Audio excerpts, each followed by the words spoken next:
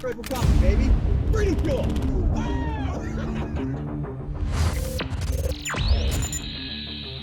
I set this completely up. You know why, The right? knife in front of me. Yeah. Yeah, that's not enough. Yeah, exactly. Exactly. Exactly. No shit, the greatest movie of all time. Is it really? Yeah, fuck yeah. Have you ever Great seen film on it. have you ever seen that it's the advertisement for Australia with Danny McBride and some other fucking Australian?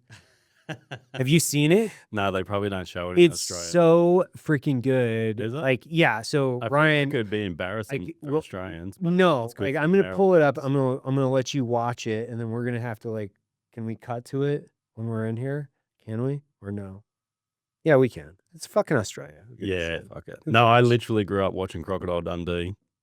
And so I had a love for buffalo and a love for crocodiles and a love for like, because the Northern Territory of Australia is like seriously a last frontier. Like it's so, parts of it are so untouched and remote and wild. Like, yeah, it's a scary place at the same time, which is part of the appeal, right?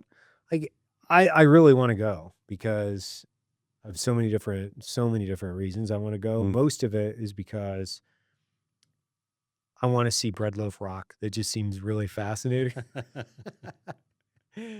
No, it seems awesome. I would have loved to have went earlier in my life because I worked with the Australian SAS guys back in the day, and they were a ton of fun to like work with. I worked with them for like several months. So okay, you got to watch this because it's so good. Hold on. Hold on. I ain't seen that. You're gonna love this. You're gonna fucking love this, dude. I'm telling you.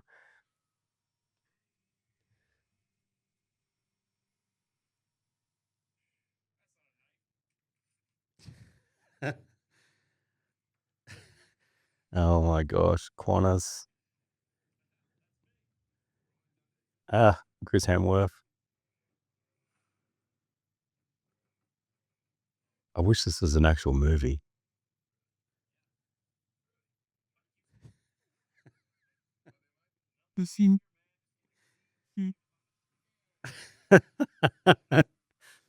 Oh, good Barra too. Oh, mate.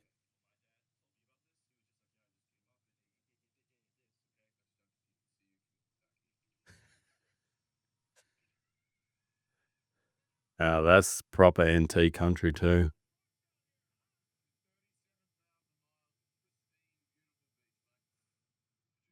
Friday rice out of forest power pizza.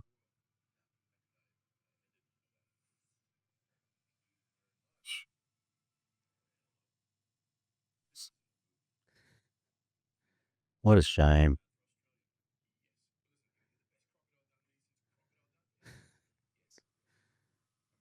Paul Hogan in the background. Absolute strain of. Right? Oh yeah. Like it's like such a Oh, great yeah. fake commercial. I don't know if to laugh at it or I'm looking at it being like, holy smokes, I right? love that country.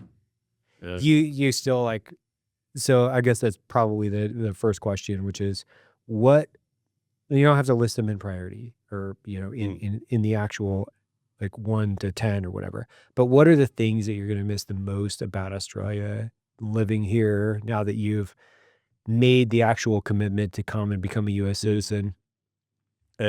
Australia's so diverse as in landscapes, Yeah. you know, as in from a beautiful sunny beach to a mountain range, you know, from desert, like the whole interior is just like all desert and it has its own beauty and everything like that.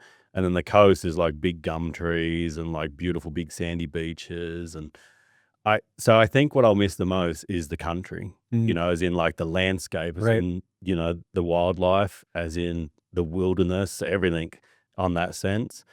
But anytime I come to America, especially anywhere in the Rocky Mountains, and the amount of game species that you've got, like that's so appealing. So it's like there's always been like ever since the first time I came to America, there's always been like this desire to be here, you know, and then but you know what you know back home, right? And then so one of the things that I'm sort of fighting with right now is back home I had all my private properties established, where all the best game numbers and game is around Australia because I've lived a life there of bowhunting. Right. Yeah. So I know Australia, and there's no season, there's no tags, there's no hunting license unless you're hunting public lands, which I hardly ever did. I always had private access everywhere. And if the freezer's getting low on deer meat, I could go hunting that day if I wanted to. If I wake up in the morning and I've got a desire to go hunting, I can go hunting. So here I'm finding that, for starters, I'm not well established here, so I don't know all the best spots for hunting. You got to learn. Yeah, Yeah, you learn. You got to apply early generally, or book in places. So it's just like, now I'm finding I'm doing a schedule for hunting. I've never done a schedule for hunting before. Like, not back in Australia. I want to do something, or you talk to someone. Maybe you don't even want to go hunting, but I call my mate Travis up in Queensland. He's like, hey, I'm going for a axis deer hunt next week. Do you want to come? Yes, I want to come. You know, and it's that easy. So, but it's also nice having a schedule. I'm the sort of person that I love preparing for things, and I love being prepared, and I actually love planning, and because it's like, it's all appealing, and mentally healthy. I feel like it's very mentally healthy. Like, your brain's ticking over. You know, I need these gloves. I need a sight light for this trip. You know, I need these sorts of boots for this trip. You know, it's just like, so all that planning, and then actually doing a hunt, and you've like been successful in the hunt, like not so much killing, but I mean, just you're comfortable on the hunt, or things go as planned. That's really appealing. I like the reward after effort, you know, and I see with planning, you line yourself up for a reward, you know, so it's like, I do like that part of it. But obviously I'm going to miss the people, you know, and like Australia will always be like my number one destination to go back to, you know. It'll be like, you know, 50-50 between the two countries. But yeah, it's just the landscape. I think that's when I always have the same image of Australia every time somebody says Australia. And I'll tell you what it is. It's fucking ridiculous, by the way, but it's exactly what it is. It's a mangrove ocean beach-ish mangroves with a giant saltwater croc in it. Yeah. Anytime anybody says Australia, that's instantly what I think. The second image that rotates in my mind is Bread Loaf Rock. They just go hand in glove. Oh shit! It's fucking ridiculous. The crocodile image is very realistic. Yeah. You know, it's like everyone thinks the whole of Australia is like that, but it's only northern Australia that actually has crocodiles. It's only north, right? Yeah, it's only north. Because that's like the higher temperature. Yeah, gonna basically and then and for population for crocodiles, they need a certain sort of water system to be able to breed in. It needs good reeds or good grass areas. That's where they lay their eggs. So as soon as you start getting away from that, hold on, you gotta pause there. Have you ever found like saltwater crocodile eggs? yes, Have you eaten them like an egg? no, because I think it would be illegal. Oh, Yeah, because crocodiles are protected. that's right. Sorry, Yeah, so good. it's a I'm glad you didn't say yes.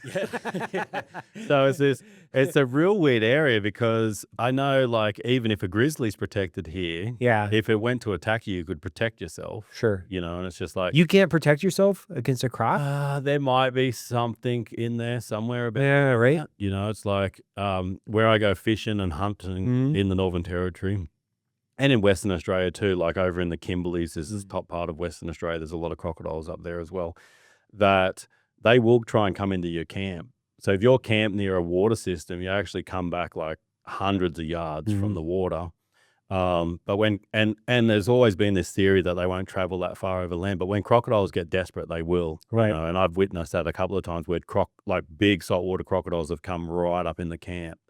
So a lot of the times we'll put a string around camp and put cans or bells. There's these bells that you can get for when you're fishing. You stick it on the top of your rod, and if you're getting bites, the bells Yeah, go right. off. Gotcha. Yeah. Well, I run a string around camp. You know, I need like, you know, I know you don't use millimeters, but like 4 inches off the ground with these bells on it, so you can hear the crocodiles coming in the camp. And like I said, like 200 yards up off the water, there's crocodiles coming up. You know, everything's food to them. Yeah. Every living creature is food to a saltwater crocodile. But like, if you think about things that you're afraid of, and you're like all the different animals that you're afraid of, is that at the top of your list, or is there something else at the top of the list? No, there's no animals that I'm afraid of in that sense. No, I'm just saying in general.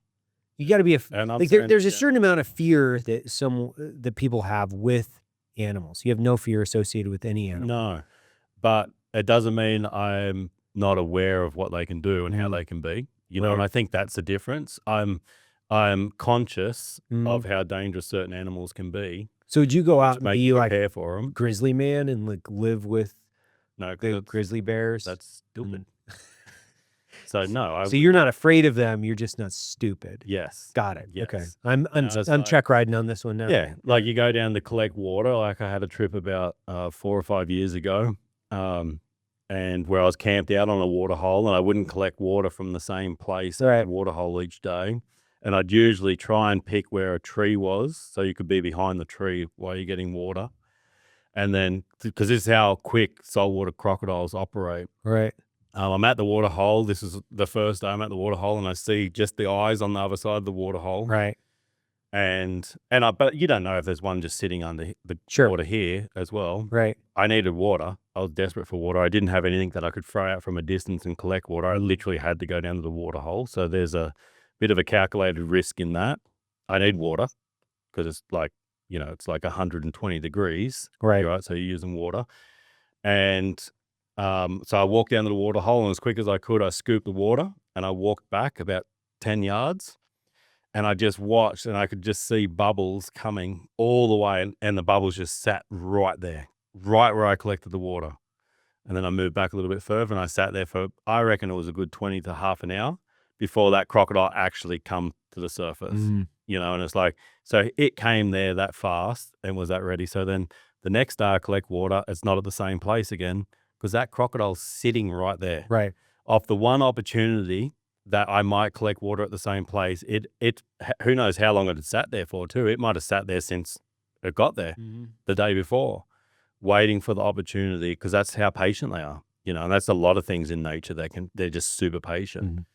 And then another instance is, and I was hunting in the Kimberleys with a couple of like really knowledgeable local people, and I needed water, and I actually went down, and I was behind a tree, and I was in the best part of the bank that I thought that I could see that if there was a crocodile in the shallows, that would be the best place.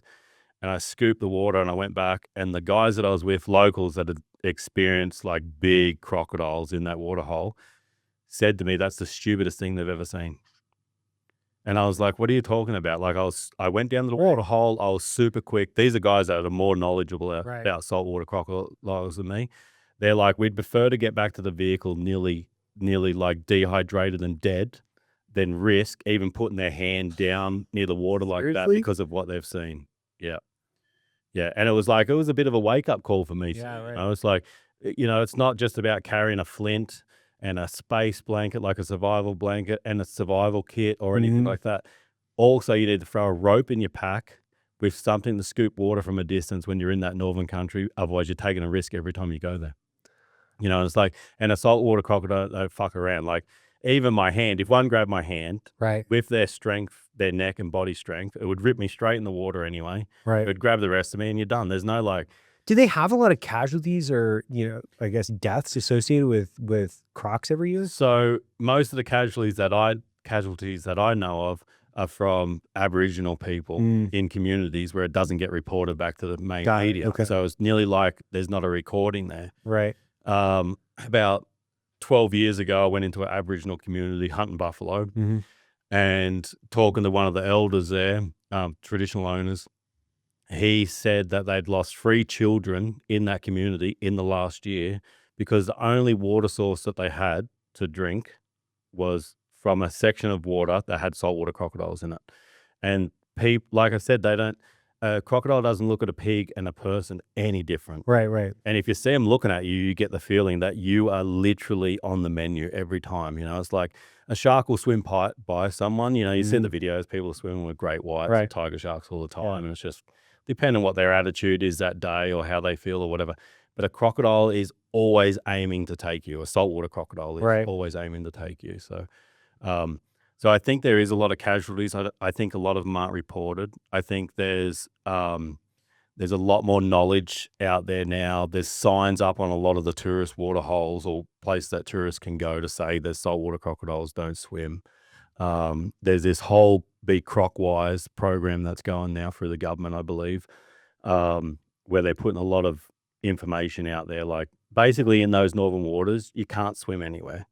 I got a friend, Andrew Uckel, so you should definitely look up and follow. Like he's just an absolute wild man. And he's got a video where he's in, it's a real clear bit of water and you wouldn't think there's any crocodiles there. Like it's not muddy or murky or anything like that. And he turns the camera around and he films, and straight underneath him is this big saltwater crocodile just sitting in crystal clear water. So you can't pick it. The only water that I'll swim in the Northern Territory or anywhere up in Northern Australia is it's usually above some waterfalls or some cascades, because it's hard for a saltwater crocodile to move up. So it's a higher water source, and the water has to be that clear that you can see every bit of it, including under the banks. If there's under the banks or anything like that, they can definitely check off there's no crocodiles and then go in. And then now I'll skip to when I was a lot more stupider than I am now. Me and Cameron Haynes were hunting in the Northern Territory. And it was that hot and it was that desperate that we wanted to go for a swim. You could not see 1 inch into the water. That's how murky and muddy it was, because the buffalo were going there and swimming as well. And we were literally, and there's video and photos of us sitting in a water hole, right, that I'd never seen crocodiles in before, and we were just that desperate that we went in. And I've been back following years after, and there's so many fucking saltwater crocodiles in that water hole. It's ridiculous. Seriously? It's ridiculous. That's probably the stupidest thing I've ever done in my whole entire life. Yeah. Which is saying something.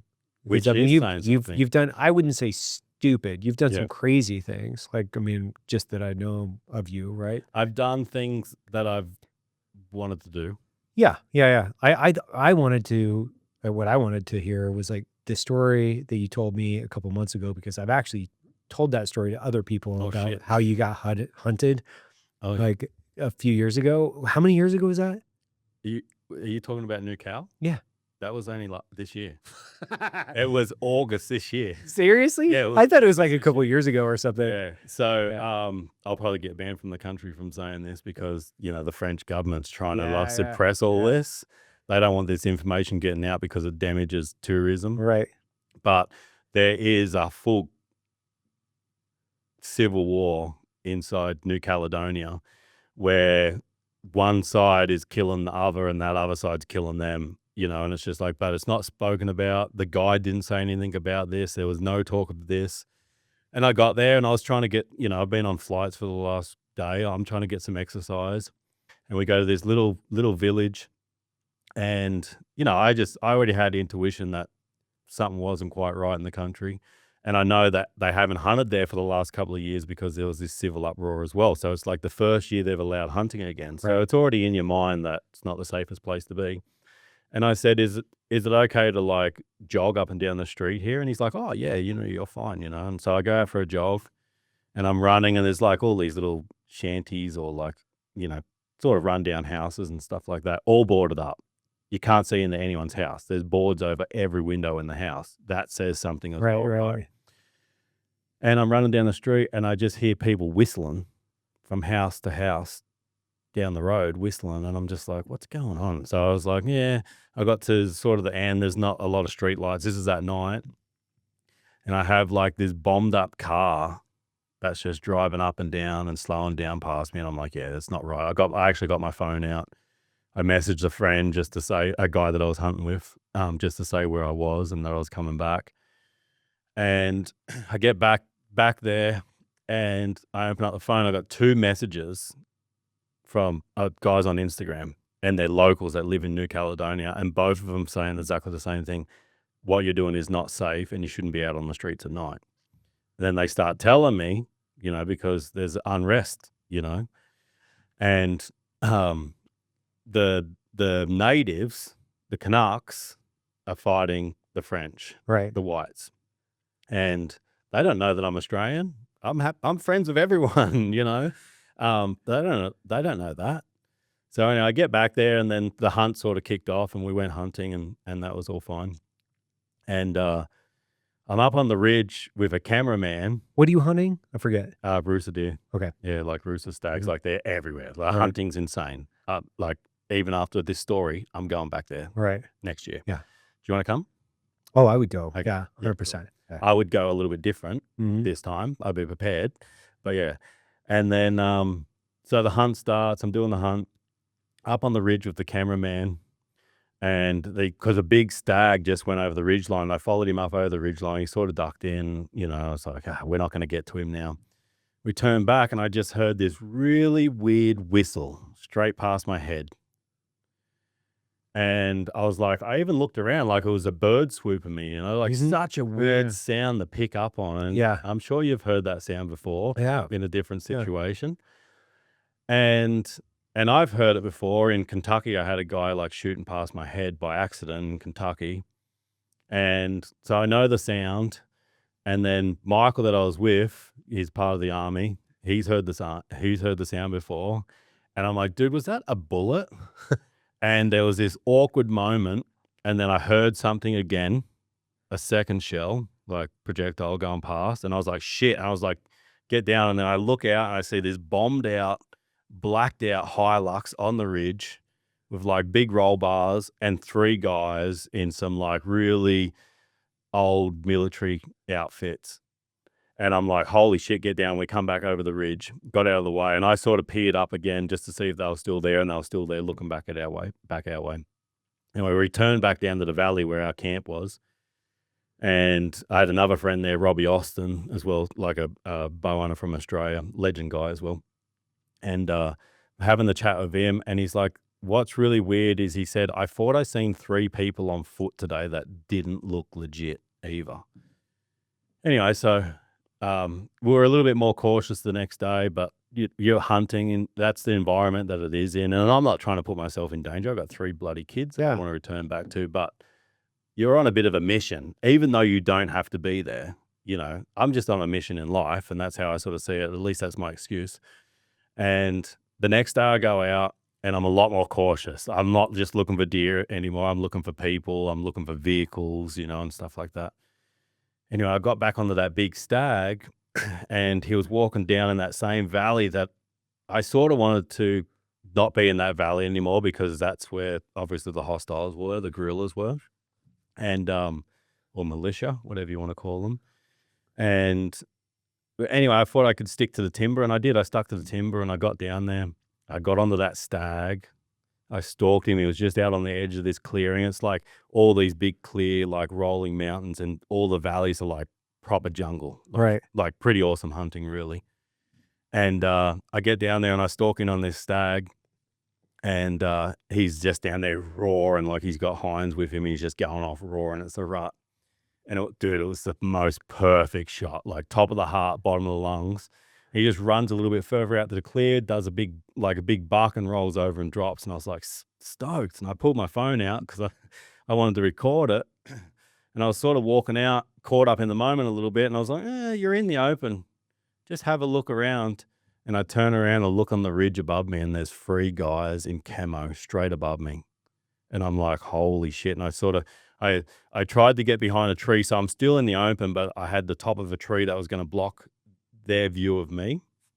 And then, so I moved into that tree, and as I moved into that tree, I thought I caught sight of one of the guys looking back at me. And sure enough, I picked my binos up. I hadn't even got to the stag yet. Picked my binos up, and all 3 guys come to this side of the ridge looking at me. And then I'm like, do they have weapons? Yes, they've got weapons. They all had a freaking gun on their back. And I was like, shit, I need to get back in the timber. I need to get out of here. They were basically between me and camp. So I either had to go up the jungle valley to stay hidden, or down the jungle valley. But obviously up was going to be the best method. And so I started hiking back up, like fast. And I was like, where's your backpack? I took my backpack off to do that stalk, because I did a full belly crawl into that stag. And then, so in the confusion of me trying to get back up the valley, because I wanted to beat them in the jungle is only 100 yards wide in the valley. So with 3 guys, they just had to be positioned in that, and I would have walked straight into them. Like, I'm planning on thinking I could get shot at any moment. I knew I needed the backpack, because it had way too much stuff in it. It had everything I needed to be able to survive out there in it. I couldn't leave that behind. So I went back down the valley, finally worked out where my backpack was, grabbed my backpack, slightly walked out to the far edge to bino up on that ridge line again where the militia were. They're not there. So now I don't know where they're located. And I knew I'd come back down through the jungle and there was no way I was going to go back up because that was closer to the first point they'd get to. You've been in situations like this. You know how your mind's working, and you're just trying to work out what's the best in that moment. Going back up wasn't. Going down was the unknown, but down was the better option. And it's a fucking fuck story, eh? Ended up going down the jungle in a massive big rush, walking past like a bunch of good stags that I would love to shoot. That guy, there's that hunting brain still going too, And I was like, fucking, you're just pumping through them. I get down there and there's just this dodgy ass tin shack down there, which for all I know has 20 militia. Right. Yeah. I'm sneaking past that. Like this is a completely different hunt now. Like I'm being hunted. I'm the fucking deer now. So I'm sneaking out. I sneak past this shack. I can't hear anything in there. I'm trying to take everything in. I'm pulling up the map on my phone, like a GPS kit, and it has Google Maps on it in the background. And because it's so jungly, I can't tell if that's a fucking creek or a river, right? And it's also pretty northern there. So I don't know if there's saltwater crocodiles in the fucking water exactly. I haven't seen any yet. Anyway, I get down to the bottom of this jungle and it's a full dead end into this like deep, muddy, slided banks into this filthy, filthy, dirty chocolate water. Mangroves on both sides as well, like up the top. And I'm walking and I'm like I've got to follow it as far as I can trying to get back to camp. But someone only had to be on the edge of that water too. And I was blocked, So there's basically a hairline ridge line where the militia were. Right. I come down one jungle down to this river. Well, it's nearly like a still swamp, but it was long like a river. And then it sort of heads back up to where my camp is, which I knew that I was pretty tucked away there. And that's where the outfitter had put us as well. So you'd think it was a safe place, but fucking maybe not. And so I'm walking up and I'm like, I'm sort of getting closer and closer to fucking where they were at the same time. Like, I got to do something here. And then I hear fucking dogs hounding behind me on my scent trail. So these guys mustered up dogs or had dogs with them originally and set the dogs off on me. So I hear these dogs barking. I'm like, fuck, it's full like Rambo mode, but probably a little bit more X-rated. Right. Fully fucking naked. I took all my clothes off because I didn't want to come out the other side. I took all my clothes off, stuck them in my backpack, strapped my bow to my backpack, fucking got all mudded up for a second, like walked so far hoping that I could leave my scent back there. All mudded up, and then I had to take the fucking drop into the river, which was like just a mudslide, dude. Had mud up my fucking ass, like all around my groin, like it was just completely mud. Hit the water way faster than I wanted to, like fucking up to my head, and I'm holding, and because I got the weight of the backpack and my bow up here, so it pushes me down further. Scrambling, it's heaps colder than I thought.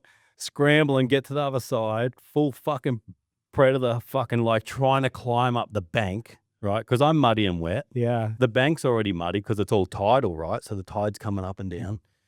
Get up the top there, walk through all those mangrove shoots, you know what they're like when they first come up. But it was like, cool. Got to the other side, fucking tried to like clean as much mud as I could off myself. I didn't want to be naked anymore.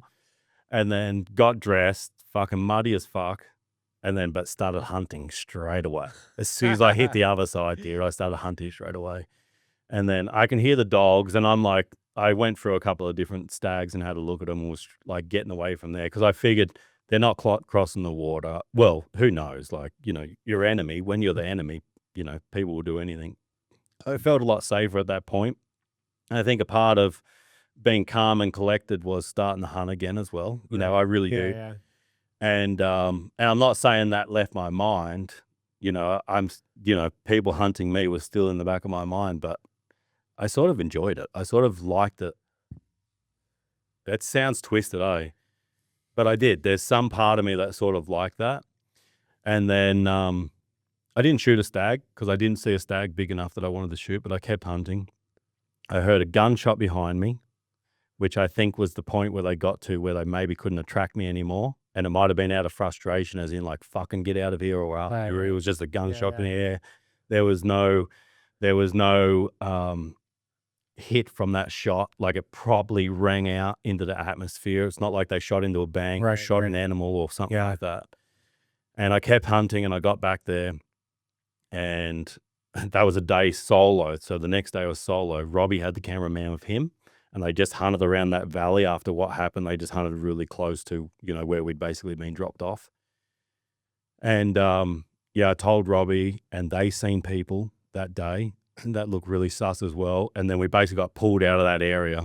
And it was a bit of a fuck around. There was heaps of good game there, but there was a chance we'll game as well, Right. We got pulled out of that area. We had a chat with the outfitter and sort of sorted out all the shit. And it's just like, what's going on here? Anyway, I ended up meeting a local bow hunter. And last year, the end of last year, I think it was September, October, November, he'd shot at and possibly killed up to 10 different individuals. That's how hostile the area was at the end of last year. Now I'm in there with people.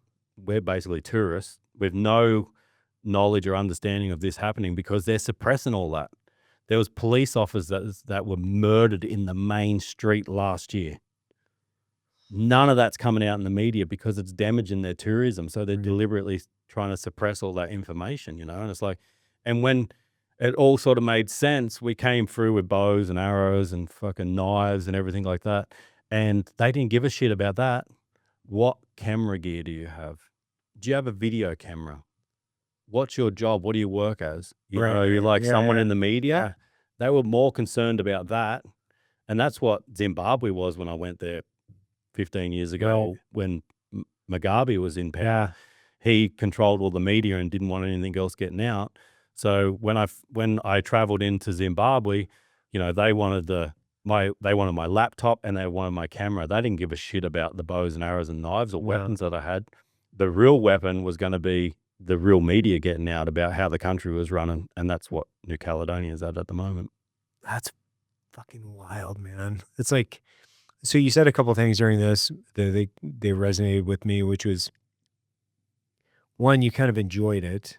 So why do you think that is? Like, there's a combination of things that I think, but I wanna hear your I version. think as mankind, we're used to a certain sort of war or danger, and instinctually, or it's just in us, and it's like, because it's a very similar feeling to the feeling of hunting a game animal, something that registers as game, antlers or whether it's meat or whatever. But particularly when you see something with antlers, something sparks inside you that is like an ancient blood that's still running through us.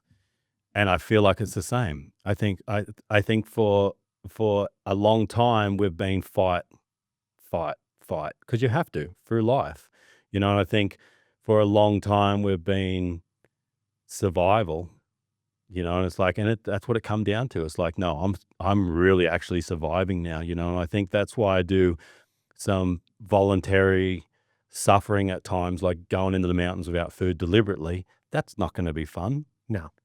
But you do it, and then you find out what the reward is on the far side of it, and it's like, and it's growth, and it's another sort of strength, and it's like suffering that's getting you prepared for suffering that you can't help, and I recently had this chat with a guy back home and all he was doing was trying to get healthy. He's been sitting on the couch for a long time, like probably a pretty stressful job, and it ends up sitting him on the couch when he knocks off. And I said to him, I'm like, you're going to go through so much like suffering and stress and things in life that you've got no control over, so it's like, why deliberately bring in that sort of thing into your life? Like, as in being unhealthy, so, because it's like, you need to be as strong as you can to battle those things, but you also need to put yourself in the way of not harm, but you know what I'm saying? You need to do things that are a battle on your own terms to get through them. So when things that aren't on your own terms, you're better to battle them.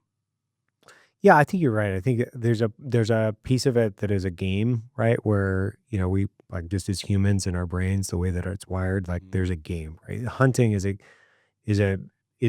it's a game, but it speaks back to the DNA because you're playing chess ultimately with something that you want to kill. So that's part of it. So it's gamesmanship, but it's also gamesmanship in the context of, in this circumstance, your life, where I think that there are just things that we have to do in our lives where you have to directly put physical, psychological, and emotional stress, like inject it into the event. And then you have to be able to survive said event and prove to yourself that you can actually accomplish it. Because on the backside, to your point, there's a sense of fulfillment and then evolution that happens throughout that. And if you have the time to go rep after rep after rep, ultimately there's evolution through that circumstance that happens as the individual. And it's interesting because I think about it like, you take guys out and we do like skydiving or hunting or whatever it is, right? With, the company, as we take people out to do different things. And I like those circumstances because they have, for vets at least, you can transition out of the very tight-knit group, a subculture, a team. And then as you're moving into civilian world, you've got to look for different opportunities to evolve yourself, to press yourself for courage, to figure out who you are. And what I've, kind of point back to is acts of courage ultimately, right? So strength, endurance, and courage, kind of like they run similar, if not converging paths in circumstance. So skydiving is a perfect example, right? You go up to altitude, you're scared shitless, you're staring out, outside of a door as the wind's rushing by, and door comes up, and you're like, oh, God, you just want to jump, right? Because one, it's really fun. And then two, you've got to overcome the stress that you're in. You've got to stabilize your body position. You've got to memorize all these different things that you have to do while in the air in order to fly appropriately. And then, you're checking your altitude, and then you pitch, you're under canopy, and everything is okay for now. Yeah. For now. Yeah. So now you have the second phase of this, which then goes into flight. So now you're piloting a wing, and then you have to find your designated landing area and then land. And then once you land, everything's fine. So you have basically three main obstacles from, the emotional, physical, and psychological things that you have to overcome. You have to, one, get out of this perfectly good airplane into the air, right? So that's one. Two, you got to stabilize your body position and then go through the entire act of stabilization and then pitching your chute. Go through that. Chute opens, preferably. That's the desired outcome. And then three, you got to land safely. And all of those things have to be tied together in like 5 minutes. Yeah. Right. Yeah. So as the first part of this is that the earth is hurtling, or you're hurtling towards the earth at 100 plus miles an hour, depending on how much you weigh and what body position is. You don't feel as if you're on this clock that everybody thinks this is like, it's chaotic and you can't necessarily unravel this fast enough. No, you're very relaxed most of the time because it's extremely cathartic to be flying or falling in the air, stabilizing your body position, being in control. But those are all the things that you have to do within a very specific amount of time. And then ultimately, you're also forced into a circumstance where time matters. Like the outcome in which you're putting yourself in, time, seconds matter. Tenths of a second matter. How you perform matters. Everything matters. Versus during the normal day of this 9 to 5 day that most people kind of go through, time is taken for granted. You sit on the couch, watch TV, or doom scroll on your phone, and you're just loading up your time machine gun and blasting it into the air. You're never forced into a circumstance where a second or a tenth of a second matters. And that forces, I think, that forced outcome through comfort breeds complacency, and then complacency breeds uncomfort. Does that make sense? Or you become, now you're forcing yourself to become like, I hate to say it, but let's say you're fat or you're depressed or you're, an alcoholic or whatever it is, right? Your body is actually searching for something. And then that outcome is, okay, if I've gained a bunch of weight because I've sat on the couch and I've burnt a bunch of time, your body is actually then going to force you into a health circumstance where your comfort is now going to force you into a dire self-evolution circumstance where if you don't do something, your heart's going to blow up, whatever, like you're going to drive yourself into a negative outcome and depression, a combination of different variables, which ultimately are not going to be positive. It sounds like a really good teacher. Yeah. Skydiving sounds like a really good teacher, like to set things in motion in your life, and it's just like, and then when you get down to the time, because like we all, like that's the only commodity that actually is ever going to matter. Like we're all going to run out of time. We're never going to be able to get any back. You can prolong it a little bit by being healthy, and you can make the most of it, so time's richer for you by, what we say, like going out and doing what you enjoy and stuff like that. So I've never skydived. But the way that you just explained it to me, I've never had an interest in it. Right. Because I'm a pussy. No, I've never. Different for people. I've never had an interest in it. But the way that you just explained it, I'm like, that's a really good teacher. There are all these different things. Where we were talking about it, I think, over the weekend, where there are all these really interesting, and for most people, they're hobbies, right? Golf does literally nothing for me other than like it's a game. It's an interesting game where you have to have a physical application to a desired outcome and you've got to practice, but the practice doesn't really do anything for me. It's not a good teacher, to your point. Yeah. Whereas if you're like, one of the things I really love, and I've been doing it for 20 years, is putting yourself into whitewater and running, a kayak or a raft, because it's wild. It's uncontrollable, but you can control the variable and the circumstance of like, the more repetitions that you have, the better you become. The more complex of a river, the bigger you can run, the more coherent the problem becomes. And then the better you get, and a lot of this is directly attributable to combat, is that time starts, it doesn't speed up. The circumstance, it gets slower. So you can think through the problem because now you've built in the physical tools and the analytical tools to solve the problem in a very short amount of time. And you're being pushed in a river, right? You're not controlling the time. Yeah. The river is controlling you. So you have to navigate an external circumstance to solve the problem. And if you don't solve it correctly, you're not going to die most of the time, like depending on what it is, but it's a negative outcome based on the way that you accomplish the problem. And hunting is very similar, right? Because it's a very analytical game that you have to go out and solve the problem. And then this animal that you're pursuing on the other end also is a wild animal. And then the environment that you're in is also wild. So you're navigating the environment, you're navigating the animal, you're navigating your internal resources, because you can only develop so many different tools and techniques to solve the problem based on experience, which is all built on time. Yeah. And that game is fascinating. Oh, it's fascinating. Freaking endless. Yeah. Yeah. And that's why you never actually properly master it. Like you can be more regularly successful and stuff like that, but there's always one that's going to make you feel like you're useless. And I love that. I love feeling like I'm useless at times because it makes me want to be better, so it actually builds a person, it builds character, and it's like, it keeps me at it, and we keep saying that. It's like, there's so much to bow hunting, and that's why I picked it, and that's why I've stuck to it. I've done other things and just like, and not big noting myself at all, because I can't say I've mastered them all, but there's certain things that I've gotten good enough at that I feel like I've achieved it, and then it sort of gets boring. Yeah.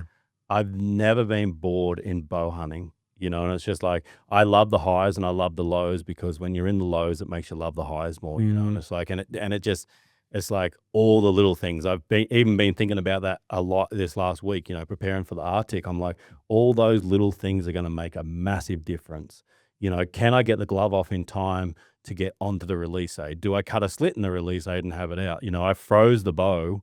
I got a PSE sitting in the freezer, a deep freezer at the house, and I pull it out every day and I shoot it a few times, trying to see if it's going to shoot different. Is there any difference? There's no difference. There's no difference. There's no difference. And so because when I was doing research, carbon hardens. Carbon gets weaker as it gets colder. Aluminium gets harder as it gets colder. So I was like, I'll probably want an aluminium riser, because the riser can deflect, reflex as well.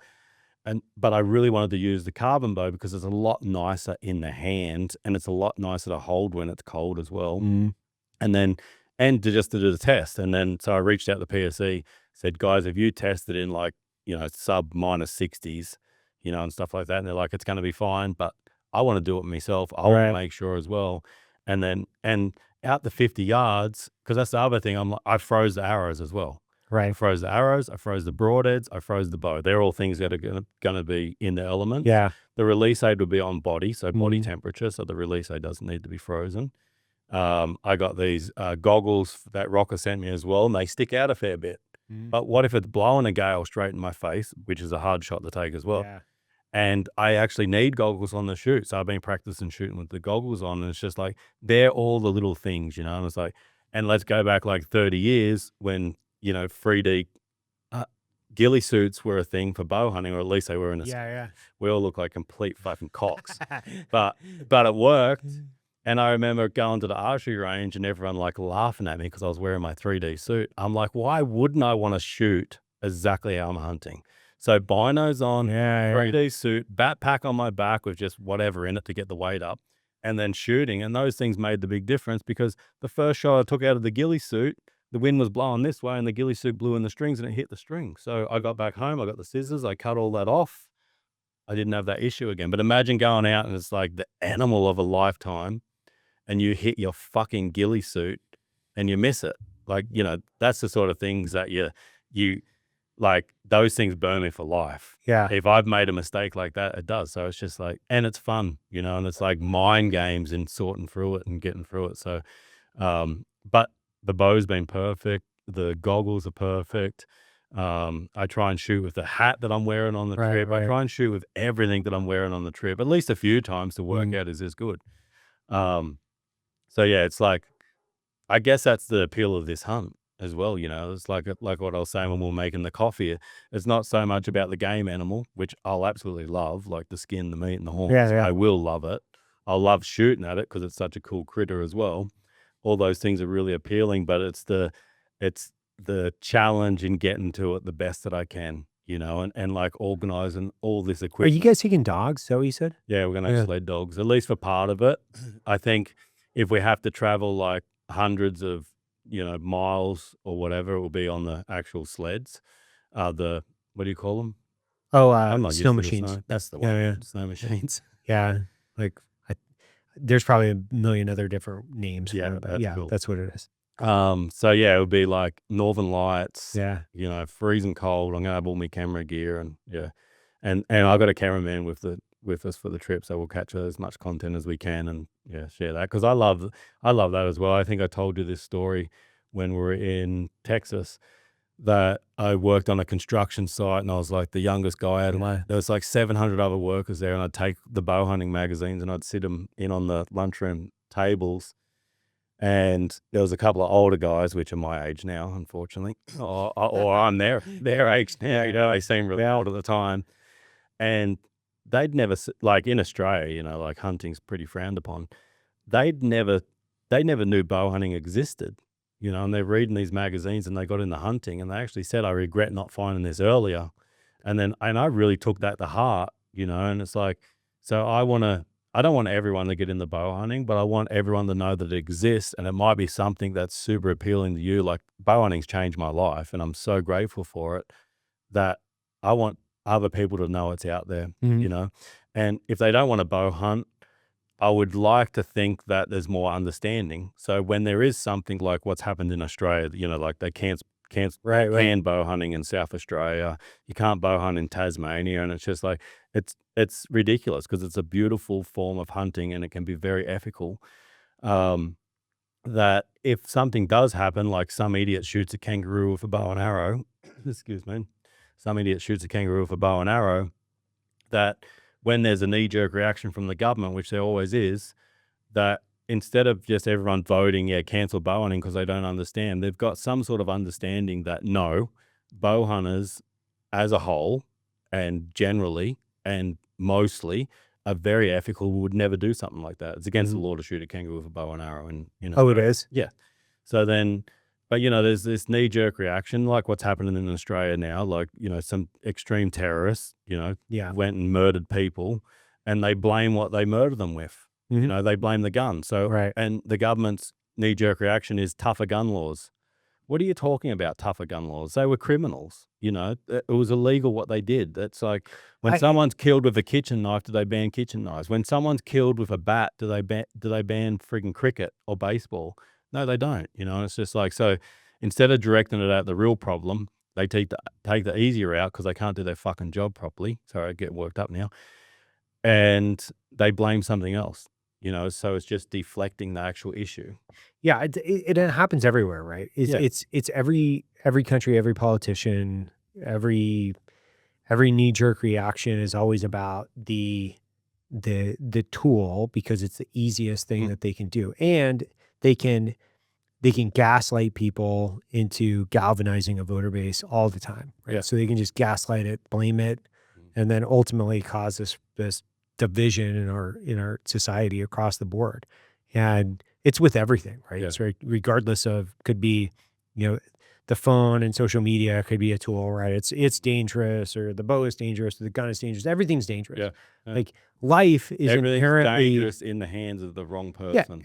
life is inherently like dangerous to the degree of which none of us are going to escape this alive. Like we're all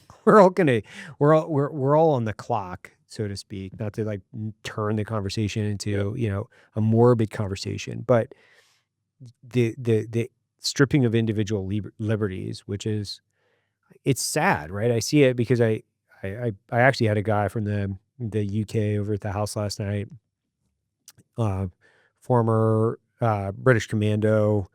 We were hanging out, we were talking about just the UK, and it was interesting because spending some time with you over the last few weeks and then talking to a guy from the UK, and it was like interesting how those conversations directly mirrored one another as to Commonwealth countries. Yeah. And how you can't do very specific things. Like you can't hunt with a bow. I don't think you can hunt with a bow at all in the UK whatsoever, right? Yeah. Yeah. Because I was like, oh, do you hunt? He's like, no, like not really. Yeah. Even though he had mountains of, like years of training with firearms, like he can't touch firearms. There's nothing like, there's no shooting clubs associated with what he might want to go out and recreationally shoot targets. He can't do any of that. Yeah. He's also telling me that guys that have been to combat coming back from military service, they can't get jobs in the police department because they see them as killers, and they definitely don't put them into positions where they're on the SWAT team or something like that because they've been trained to kill, not to protect life. That's insane. It's really difficult to hear because you see Australia is so big, and you have, at least just talking to you, you have these population control issues specifically with like different types of deer, pigs, different animals. They'll go out and they'll essentially cull tens of thousands of animals that ultimately could be a food source for a certain population, but they'll just go out and dismantle a population. That's okay. But not individuals being able to go out and hunt specifically in areas where they've built a high degree of trust as somebody that can have a firearm safely on their property at any point in time. I just think it's nice to know, at least from my perspective in the United States, as we start to decriminalize certain things, like we're going to be able to have suppressors, like we'll be able to buy those literally at the gun store. Nice. With a limited amount of paperwork, and ultimately there might be a small waiting period, but I'm thinking about it. I'm like, oh my gosh, I can't wait for, us to have more freedom here while I'm talking to guys from Australia and the UK, and they're like, we're going last. I'm So like, it was already hard to get a gun license in Australia. So a lot of people think guns were banned in Australia. They weren't banned. It's just there's a licensing system. And but it's really difficult, right? it is difficult, but I believe it's a good system. Is it? You know, yeah. And if you want to hunt or you want to be, you want to shoot targets or whatever, you can go and get a license. You can get guns, but it was very difficult. But then they have people that aren't licensed. Like the criminals will always get what they want. Sure. To get. Yeah. So all they're actually doing is banning the good people, Mm. and the bad people still have exactly the same rights as they had before. They couldn't have a gun license before. They couldn't legally get guns before. They still get guns. You know, there's still shootouts all the time, and they're not registered firearm owners. You know, and they're not guys that are into hunting, or they're not guys that are into shooting targets or long range shooting and marksmanship. They're not those sort of people. But they're banning the tool that they use that everyone else suffers from. You know, and my look on it is we need more good people with tools that they can use for good. You know, it's like, and we just need less bad people. You know, it's got nothing to do with the tools. And let's just say there wasn't a gun in the whole of Australia. Right. These psychos will find something else to kill someone with. A kitchen knife, a car. Right. Like just drive a car through a bunch of people. Yeah. Create a homemade bomb or something like that. So it's like this knee-jerk reaction is they're not doing the job they were employed for. They're not doing the hard job. And it is a hard job. Like, of course it's a hard job, you know, running the country. There's so many different diversities of people. Like, of course it's difficult, but you stepped up, do the fucking difficult job. That's what it is. That's what all of it is. Like, even in here, you as an employer, if someone goes for a job, even if it's the hardest job in here, they went for that job. They're getting paid for the job. Do the fucking job. Or step out of the way. Get out of the way. Yeah, it's interesting. Like, he was also telling me that the violent crime is up 15 times what it was. And then firearms-based crime is actually up more, like exponentially more than it was after they banned firearms in the UK. Him as a violent crime and then firearms crime is actually up more because, to your point, the good guys no longer have firearms. The bad guys know, like, basically, I have carte blanche associated with any criminal act if I have a firearm. So, anywho, I don't want to like eat up people's time in the context of like our UK versus Australia gun laws. Like, yeah, but it just is insane that the war's being brought into our own countries. You know, it's just like, and it's just like, why are we doing this? Why are we doing this? Can we not see? But it's just that whole, you know, political correctness and wokeness that, you know, well, we can't be like that. And just like now someone like me that says something like that, like I'm the far right wing now. Yeah. I'm the extremist. It's like, no, I'm not extremist. I care about people, all people. I care about the country, the city and the country. Like I care about it all, you know. It's just like it's not that. I can just see that there's a problem here, and most Australians can, but you now it's like you can't say how you feel, you know. And that's deliberate. That's by design. That's a way to shut us up and stuff like that. So we see it across the board, right? So if you don't like hunting, if people think that it's immoral or unethical or whatever reason, but there's a huge percentage of people that want to roll back hunting rights and or encroach on hunting rights and or remove all hunters specifically because they're anti-gun specifically. And like, if you look at some of the organizations, definitely with the reintroduction of predators, that's part of the justification for the reintroduction of predators in some of these states and regions. Because if predators are out there managing game, then there's no need for hunters. And if there's no need for hunters, there's no need for firearms. So it's a series-based step where they're not conservationists. They're not thinking about the environment. They're only thinking about the end results associated with like the end of gun rights in America. And of course, you can see right through it. Some cases they're it's within their mission statement. So even within the cougar protection advocacy groups in California, that's part of their charter, which is reintroduce, protect predators, because if there's predators specifically with the wildcat predators in California, then there won't be a need for firearms to justify hunting. And it's blatantly open with it, where in obviously, within our 50 states, you've got different states that have different types of regulatory activity around it. But hunting, to me, and being able to preserve our rights as hunters across the board, people don't understand the amount of money that directly impacts access to wildlands, like conservation, access to wildlands. There's a litany of different things that our hunting tags go out and they fund different initiatives. Being able to preserve our rights as hunters, being able to go out and enjoy the wilderness with our families and have a multi-generational sport that ultimately ties back to what I believe is the foundation of our country, is what separates us from kingdoms and monarchies, however we want to phrase this, is when we landed on the shores our forefathers landed on the shores of the United States or immigrated here on a boat or flew here on a jet. What separates us is that this is our land and public lands. We have a right to ultimately feed ourselves and our families. We have the right to go out and help protect the environment. We didn't have that in the places that we came from. Yeah. We didn't. The king or the queen or whomever owned the animals. Yeah. We didn't have a right to go out and feed ourselves because those were not our animals before we came to this country. If you look across the board internationally and you think about individual freedom or liberty and who has what I would say is the most open hunting and supported hunting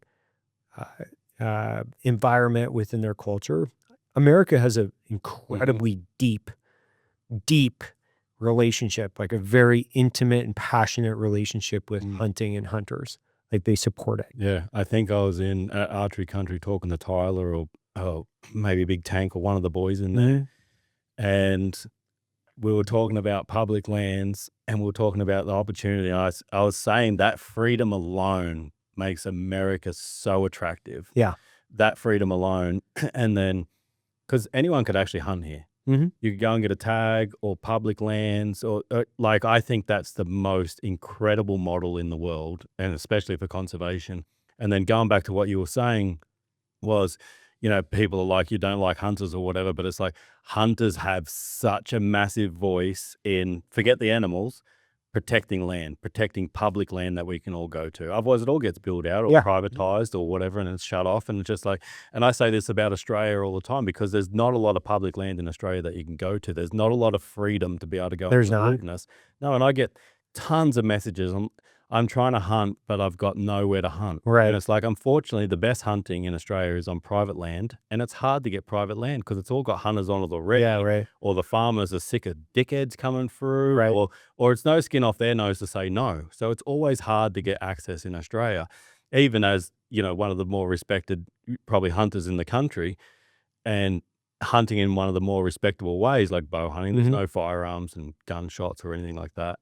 It's really difficult to get access in Australia. So, but if anyone in America, well, there's this public land, you can go and get this tag and you can go hunting, or you can apply here and go hunting. So that part of freedom alone is huge, Oh yeah. It's just, so, and it's that whole comparing apples with apples, it's like people say, like in South Australia, when they banned bow hunting, all the lefties were like cheering, like, there's, we won of animals. Yeah. So then they take a helicopter gunship out there, just slaughter the fuck out of them.